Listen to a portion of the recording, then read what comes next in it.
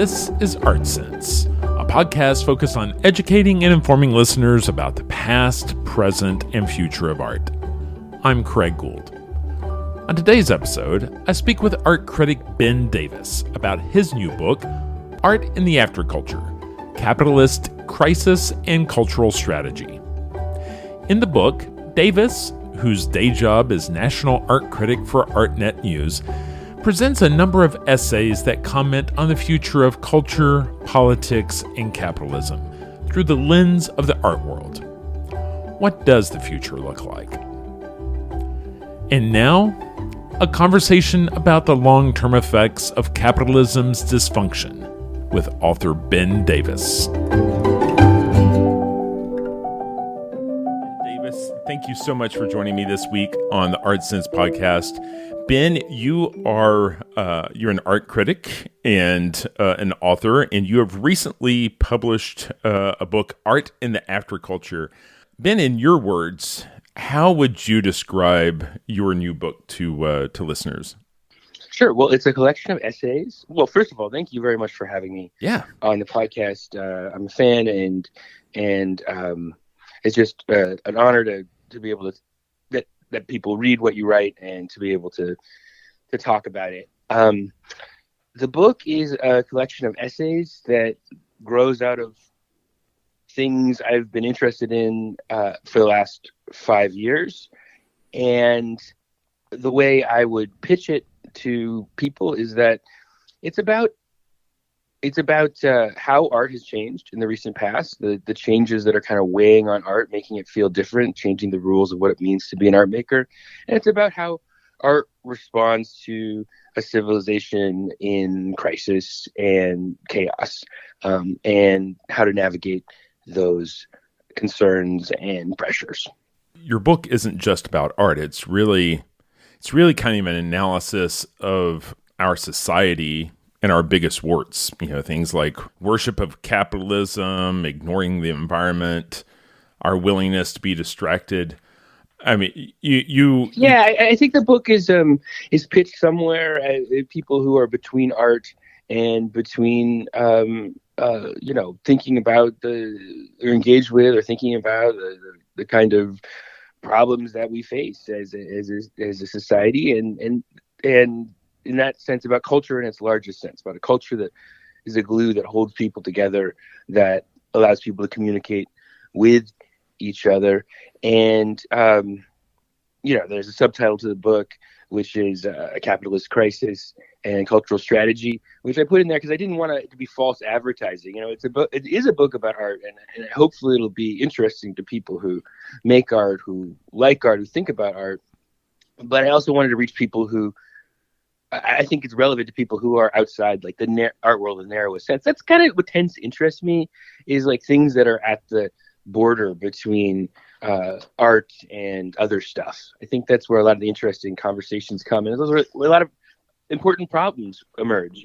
The things that really the things that we really remember about a period culturally looking back are the things that kind of changed what kind of problems people were thinking about, where the new energy got let in, where the conversation collided with new kinds of social forces, new kinds of creative energies that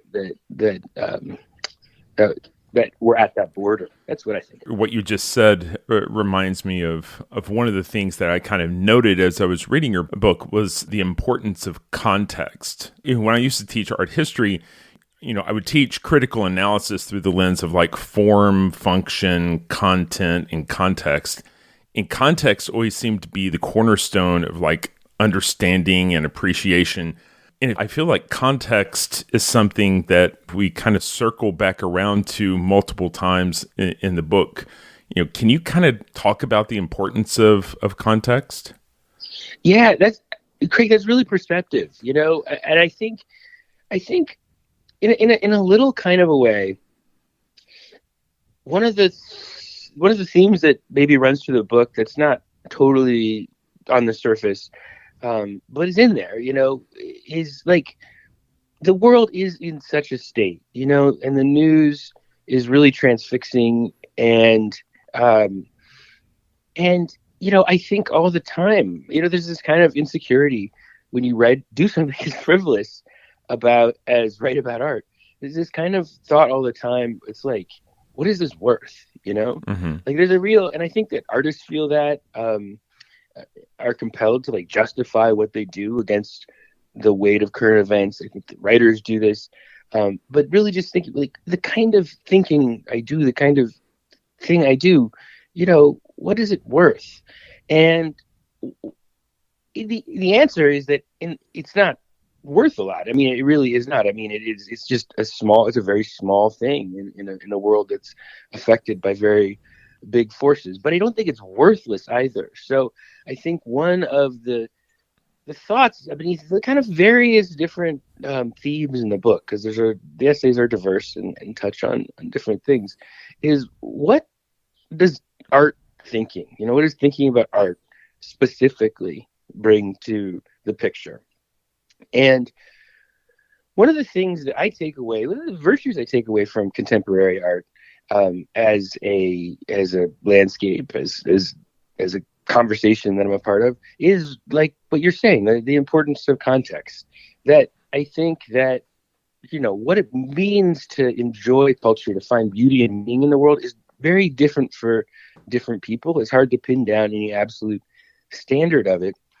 But so one of the things that being a critic is, I think that people have a stereotype about critics that I try and avoid, which is like that they know what's right and they're there to kind of call balls and strikes. That this one's good, that one's not. And I really have come to think about that as the excuse to write, but not the point of writing. That's like this piece of sand that the pearl of a piece of writing forms around, is the idea of like telling people whether it's worth their time. But I think actually the point of writing is kind of like reconstructing a context of meaning. Why is this meaningful to me? Why was this meaningful to the artist? And that form of thinking is, I think, at a slight eccentric angle to the way that the media culture we're in general, the kind of political conversation that dominate the cultural scene and so on, train us to have. And I think that there's just use for that. There's political use in it. There's cultural use in it. It's one of the places where those things cross over, is this idea of that meaning emerges from consciousness. Meaning emerges from context. I don't know. It's like the Marxist the phrase from Marx that consciousness doesn't determine life determines consciousness. So you have to start from like the conditions of life, lived experience, before you arrive at your conclusion about things. And I think there's great value in that. Maybe that sounds like kind of fuzzy stuff, but it's one of the projects of the book, is to look at these different contexts, sometimes really urgent political contexts, sometimes really disorienting technological contexts, and think about how that kind of thinking is useful. Your book, it begins with a prologue about kind of a post-apocalyptic sort of society where art is kind of different than what we see today. We're kind of extrapolating out these kind of worst case scenarios. And one of those is people consuming AI art or artificial intelligence generated art for thrills. And that AI art that is kind of custom crafted to just kind of fire synapses. Going back to the issue of context, that type of art doesn't challenge our understanding of someone else, right? Yeah, I mean, I think that, there's a whole chapter on artificial intelligence art in the book. You say it's like a worst case scenario. It's a framing device for the book, but in some ways, it's just, it's a little vignette. Speculative fiction vignette that kind of extrapolates things that are already happening, or ways of thinking about art that are already here into the near future. And it's sort of a way to ask, is like this what we want? Is this where it's all going? And there's definitely a way that that there's a way of thinking about about cultural experience that is just like uh, that is gives that's very algorithmically determined. It's just like about keeping people engaged. Give me the next thing that based on the last thing I liked, I will it'll keep me on site, on screen, and so on. And there is a massive uh, uh, commercial forces working on perfecting that problem of cultural consumption. I was just like expanding your cultural engagement day to day, um, and I think that we really are at a point where we should be asking the question. Is this the definition of culture that is most rewarding? I don't think it is for most people. And But in order to engage with some of those problems, you do have to go back to some kind of like basic questions about art criticism, art theory questions, like what is cultural experience in the first place? What are the different kinds of it? What are their uses and purposes? And I'm really fascinated by the AI art conversation because all these questions are in there. They're not talked about. I mean, the conversation in that sphere tends to, without knowing it, replicate um, really the most formalist kind of art criticism. Getting back to the question of context, it really does go back to like to thinking about how to uh, uh, uh, figure out how to like formally generate experiences that are novel enough to keep you clicking. I think that's totally possible to do. I don't think we're that far away from the cultural moment that you really are like the rat in the maze that has a button that it presses that just directly gives it a reward. And we all know what happened to that rat is that it died. It pressed in the actual experiment, it presses the button until it dies. And so I think there's major forces trying to turn our cultural experience into that, and that in little and that art has something, and that art thinking, our criticism should have and does. I hope that my book has something to say about that. As I was reading your books, one of the first notes I wrote down just for myself to kind of contemplate was, why do we make art and why do we consume art? I think that's a really interesting question. Like, Yeah. and I mean, again, it's a big question, but I think a lot I'm of glad. Can I just say I'm really glad that that's your first note for books. I'm really glad. I mean, I'm genuinely like flattered because because it's an interesting thing, right? I mean, and it is that there's this entire industry with like disgusting amounts of money thrown around it.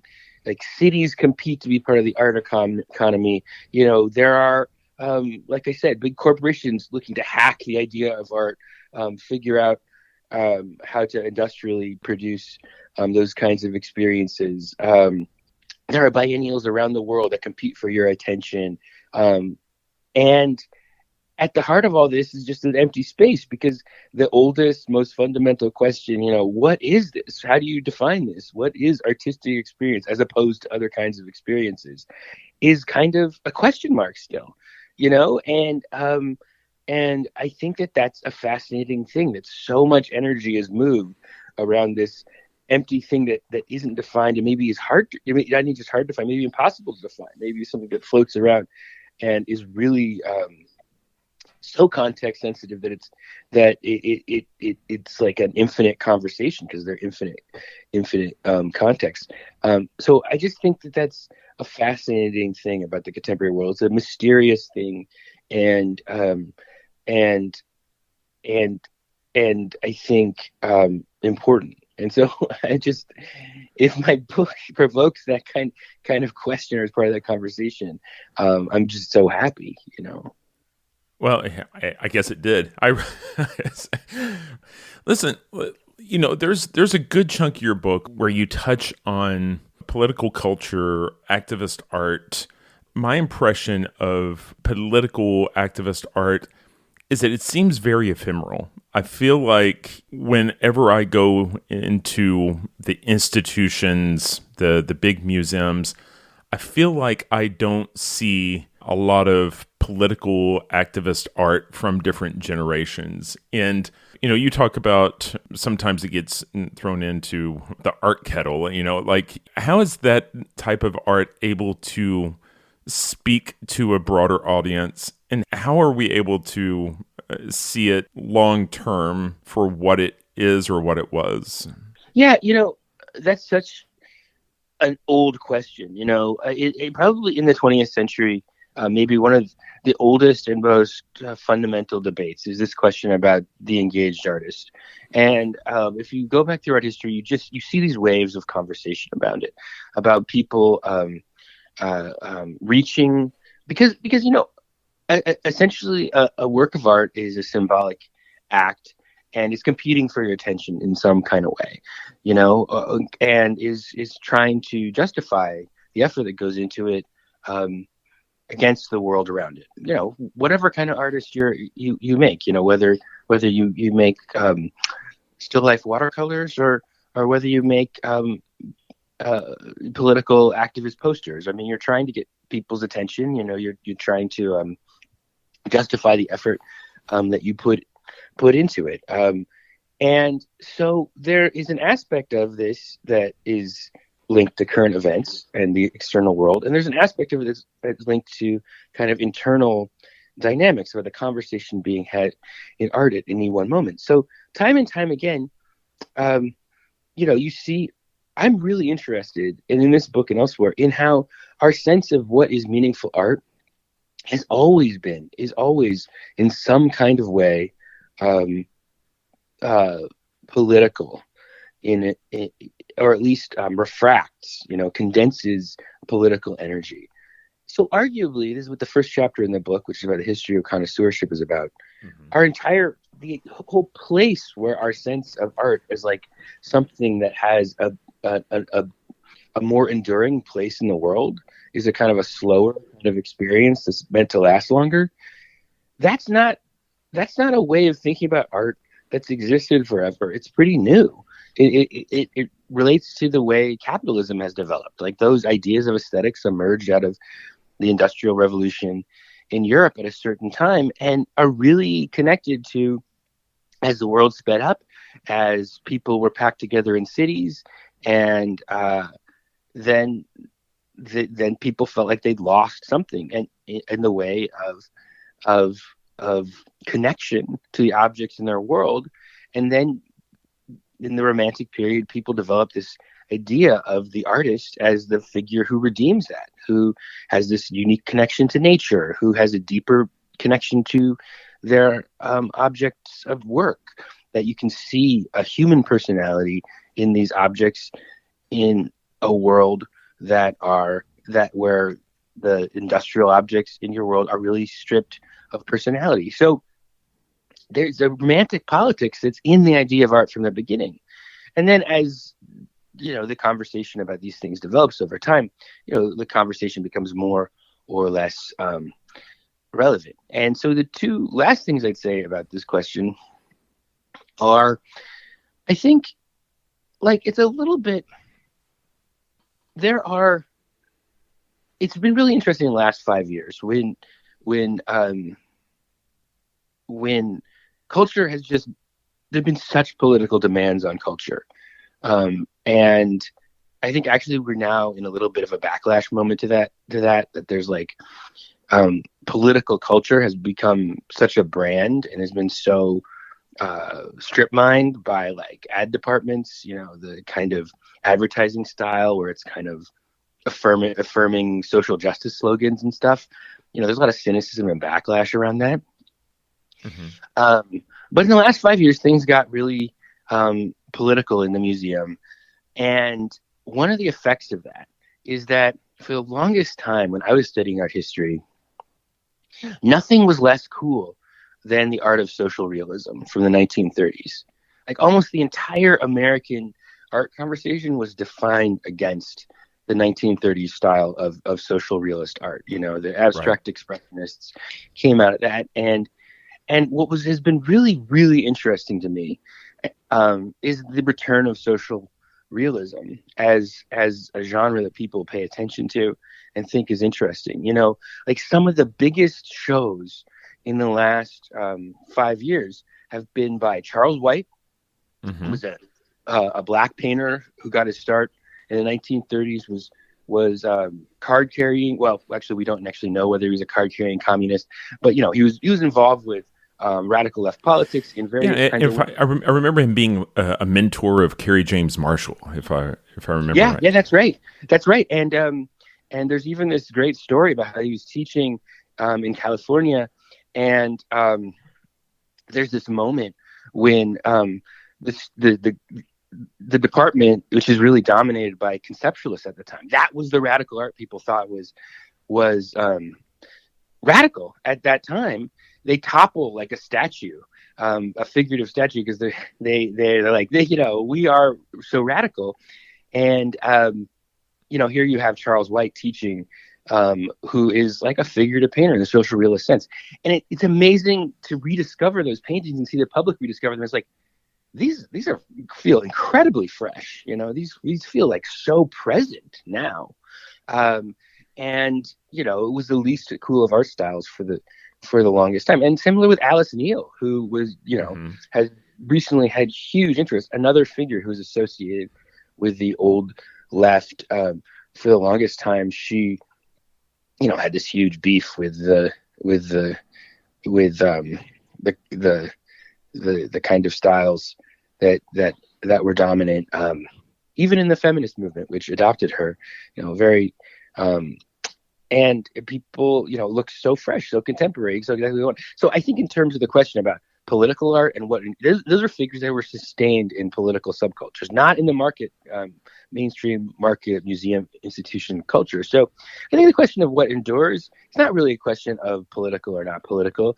It's a question of like modes of production. And then the last thing that I wanted to say about that is that there's not a right way to do anything. And again, I think that's the context sensitivity is part of that. And there's an aspect of art that's just that is ephemeral. I mean, it's not the reason we do make these objects or do these things is not necessarily just to last or for eternity. Um, Eternity is a fiction. It's a lot of it's for now and for just a conversation with our peers right in this moment. If all that it does is motivate or move somebody in the present, that's okay. That's good. That's what it's meant to do. And that's that there's an element to that of fashion to that. Fashion is very deliberately effeminate. There's an element of politics to that too, which is like it needs to respond to the present. And there's this conversation about such things does not happen in a vacuum. It's not like people just woke up one day and decided like, oh, every press release, every artist statement needs to include like a statement of political principles. I mean, that sort of happened in the last 5 years, but that wasn't just like that just wasn't a trend. That was because the world and in various ways felt very urgent, and that means that there's a demand placed on artists in order to justify what they do against that. Now, I think that does have flattening effects. I mean, like we said at the beginning, I think that one of the projects of the book is precisely to recover a kind of thinking about art that's lost when the conversation gets flattened underneath its immediate political urgency. But I think that it's not as simple as an opposition between political and non-political art. There's a really complex relationship between those things that's really context sensitive. Well, back there, somewhere in the answer, you mentioned that there was an entire chapter around connoisseurship, and in there you say connoisseurship has become a byword for snobbery, greed, and professional mystification. Yeah. Is the connoisseurship of the gallery system good or bad? Well, I think that's there's not a simple answer to that, because I mean, I think there's a lot of mystification that goes into this thing. There's this huge digital art conversation right now about NFTs and so on. Kind of a separate conversation, but it's amusing to see.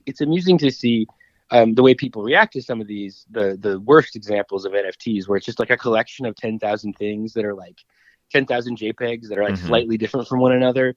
And, you're supposed to be like, oh, like the ape with the hat, that's a really rare ape. That's worth a lot more than the ape with the pipe. And that's a mystified form of connoisseurship. I mean, it's a gamified fake form of insider knowledge meant to generate value through distinction. But a lot of what goes on in the art fair or the art market is just exactly that. I mean, it's just modeling it from the side. It's like, oh, that's the Gerhard Richter. Like, there aren't that many paintings of that size in his abstract series with that particular color conversation. Like, that's as shallow a conversation. And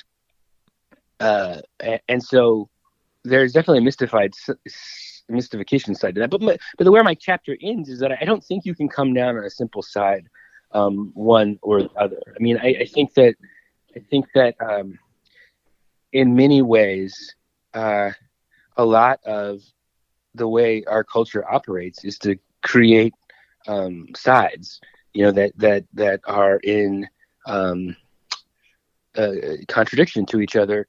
It generates division, and the division between populist art and depending on how you want to put it, either intellectual art or snob art, is one of those things. Like, I mean, I think that you're just left, if you're trying to be a human person, you're left with and define yourself in the cultural world we live in, you're left with a lot of kind of partially satisfying choices, and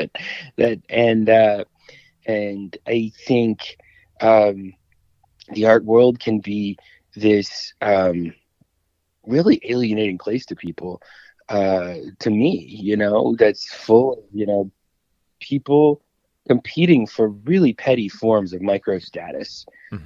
But on the other hand, it's a place where that keeps certain kinds of knowledge, either quarantined or trapped, depending on how you want to look at it. But you can have certain kinds of conversation with people. You'll find certain kinds of people, even if those people are critical of all those same things. You find those people there. And I wish it was as simple as just being like, enough with all of this, let's just build our own thing. But I don't think it is. I mean, I think that you kind of, like I said, I'm most interested in things at the border, but that's as much about the things that are on one side of the border as that are on the other side of the border. So does that answer your question? Yeah, I mean, it's very muddled, in my mind. We, in the old days, we wouldn't see every artist in their work. We would see the artists that through whatever relationships or whatever had kind of risen above the huddled masses and made it into a gallery. And now with Instagram, we have hundreds of thousands of artists, and we're seeing all of their work. And I think you even kind of referred to that at one point.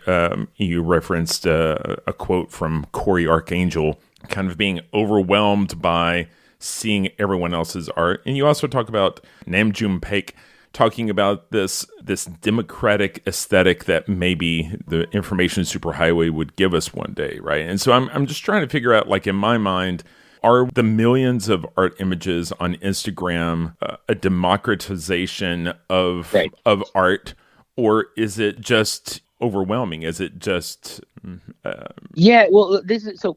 this is a really good question. I'm glad you used the word democratization because it gives me a chance to say something that, like that word is misused, right? like, like tech people use it all the time. Art people use it all the time. But, mostly in cases where you don't actually get a vote, Mm. and you're definitely, even when you're clicking and liking things, it's not a vote with any common project. It's really atomized. It's not democracy in any kind of real full sense. At best, there's a kind of pseudo participation that these things offer you. Yeah, I mean, I have a long chapter in the book called "From the Art World to the Culture Network," which you're mentioning, which brings together some of these thoughts about how social media has changed art. And I think that, yeah, from the citadel, from inside art, you can think about these things as kind of trivial questions, about their marketing questions, like like this is going to make me seem ancient to the younger members of the audience, but I was working at a magazine when we got an art website when we got our first social media manager, and I remember thinking how trivial, like, really, that's a job, kind of kind of kind of we're hiring someone for that as a job. But of course that's like a huge position now, and there's been this breakdown in the way attention functions, as more and more attention is controlled, by the online conversation, and particularly by the social media conversation around it. I mean, and that's not trivial for what art is, for these fundamental questions about how it works and what it is.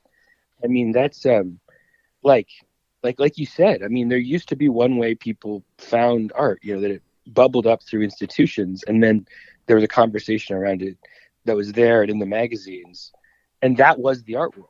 That when we use the term casually art world, what we are talking about, and Lawrence Alloway in his essay Network, the art world described as a system, from the early 70s, said, is that, like, you can't define an art world by the production of art, because a lot of art is produced where there's no art world. An art world is defined by the institutions of circulation, by the writing about it, and by the institutions that show and circulate it. And the social media platforms have superseded that institutional conversation. Those are the institutions that are circulating images of art, where people have the first experience of it.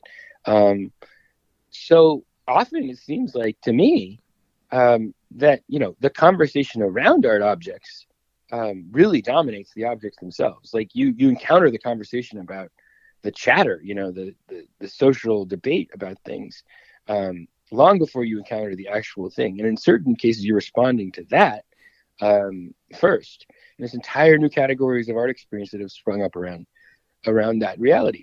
And so then the question is, it brings me to the title of the essay, From the Art World to the Culture Network: do we even live in an art world anymore?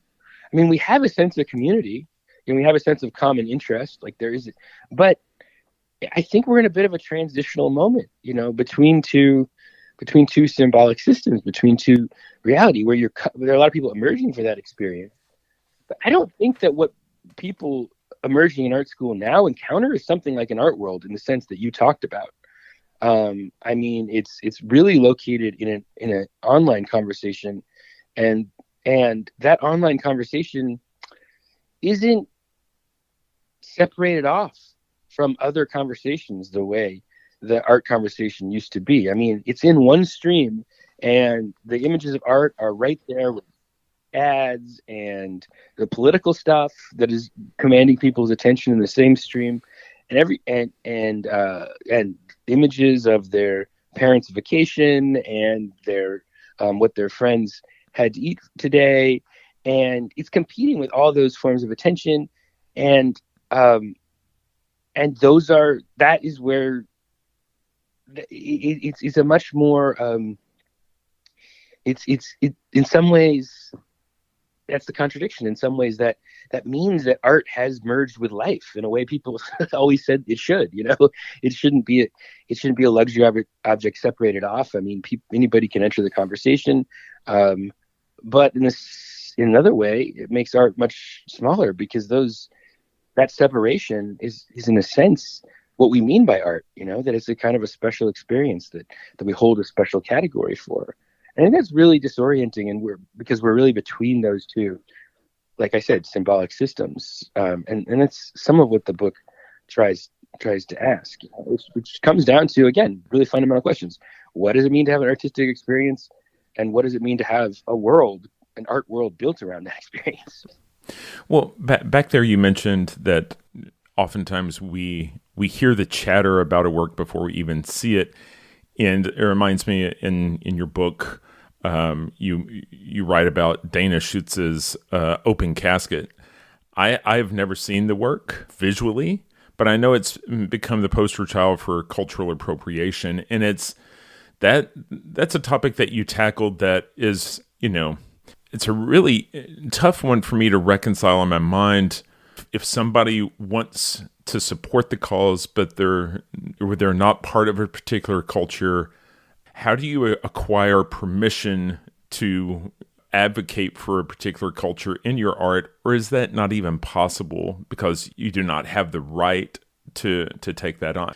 You don't deserve to have that voice because you're not able to have the voice that an insider would have.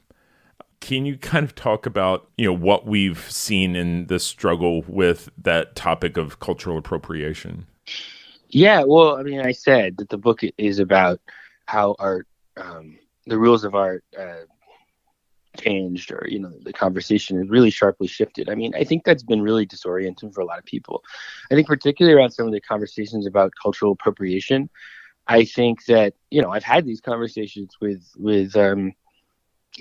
people, really important thinkers, at the bar, where they're just like, I don't get this at all. Like, this is the opposite of the rules that I came up with. If you look at if you even look at where the term cultural appropriation comes from, it's meant the opposite of what it means now. It was really originally a term that meant minority cultures borrowing from white culture, from the dominant culture, in order to remix identities, to create hybrid identities. And then, the chapter I talks about this reversal, where we go, the gate swings both ways, and the lines have been really sharply drawn about who can say what in the last 5 years. So I think I would not be so bold, and my book is not so bold, to answer the question you asked me, which is like, what are the rules? What gives you permission to make an artwork? What are the borders that you can draw where it's like, this is acceptable, that is not? I mean, I think that is just one of the points that really sticks with me is I mean, the concept of cultural appropriation is a reification of a lot of separate issues, that have emerged together and is deliberately fuzzy. The way the media tends to use it conflates a lot of different conversations in such a way as to sustain like argument and discourse, which is good for traffic, but it's bad for society. And so just an example. I mean, there are things that are thrown together. I mean, like, I think there's a dissertation I read about the voice appropriation wars in Canada in the 1990s, which is one of the places that I talk about where this way of thinking about appropriation really emerged. And the author looks at all the debates that came out about voice appropriation in that time period, about white writers writing from the point of POV of indigenous communities, for instance, or about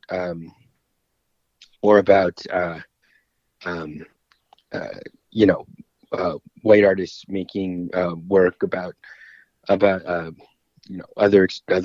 cultures, other experiences, which really sound, prescient of our present conversation. And she looks at all the conversations, the positions that people stake out on various sides, and she takes them apart. And she's like, oh, there are actually 17 different kinds of issues that people are debating here. And some of them are philosophical, some are economic, and so on. Like there is the question, for instance, of whether it is, whether there's a philosophical question. Is there such a thing as authentic experience? Can anybody make a claim to represent some kind of authentic experience that is more than their own individual experience, or that is a philosophical claim that people stake out different sides to? Then there's economic question, like, is it the case that white artists appropriating forms of culture, does that take opportunities away, or does it expand the audience for things in such a way that adds economic opportunities? These are like different things that are conflated in the same category, and make it very unwieldy conversation. So, like my chapter on this, it's the longest chapter in the book, looks at the recent conversation, how it changed, and kind of tries to pick apart why this happened, rather than to kind of stake out exactly a master position on it, because I think that's my starting point is and I was really disoriented by these conversations. I didn't know what my place in them was, to talk about. So I did what people say you should do, is I do the reading, and I went back. I was like, where does the concept of cultural appropriation come from? And why is it occurring in the form that happens now? And I think I came up with some answers to that to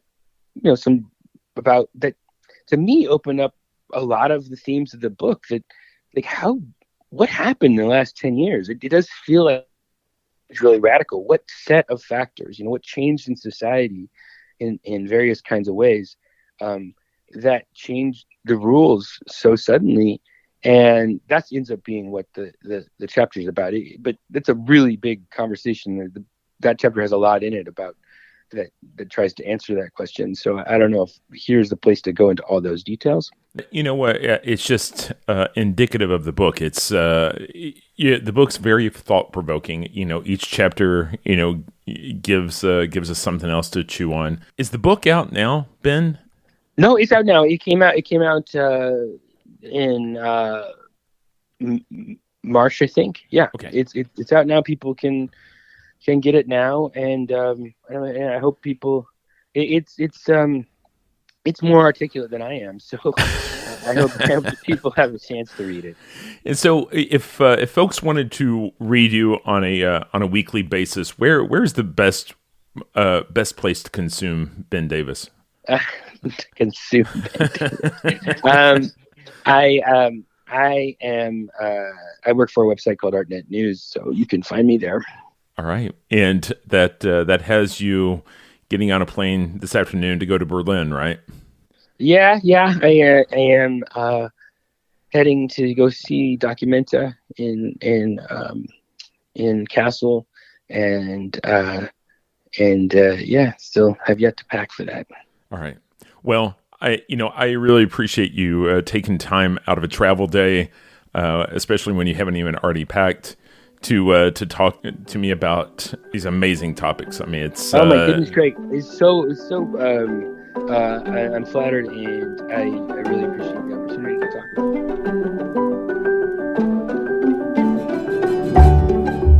it. That's all the time we have for this week. You've been listening to ArtSense. You can find the show on Apple Podcasts, iTunes, Google Play, Stitcher Radio, Spotify, or your favorite podcast app. If you've enjoyed this podcast, be sure to subscribe. And while you're there, please rate the show and leave a quick review. Your feedback is the key to other folks finding us. And if you'd like to see images related to the conversation, read the transcript, and find other bonus features, you can go to cambia.art and click on the podcast tab. If you'd like to reach out to me, you can email me at craig@cambia.art. Thanks for listening.